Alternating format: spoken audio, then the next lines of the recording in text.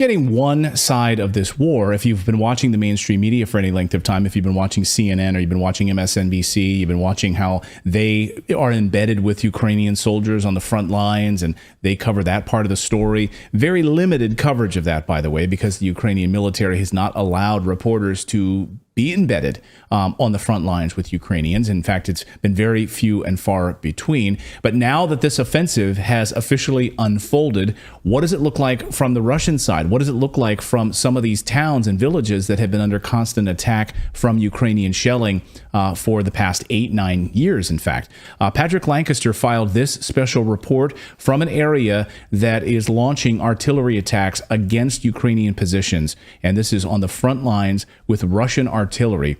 Pretty eye-opening that you're not going to see in the Western media. Watch this.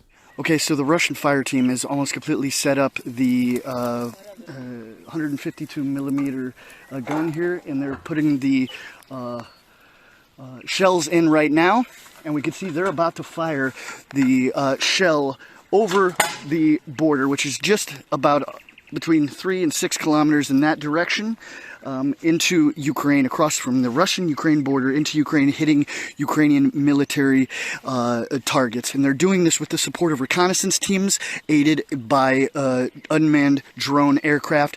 So there's a drone above targeting the exact position that they're firing on. And they gave the commander the targeting direction and coordinates. And now when the shell hits, they're going to be sending more targeting coordinates to adjust the fire.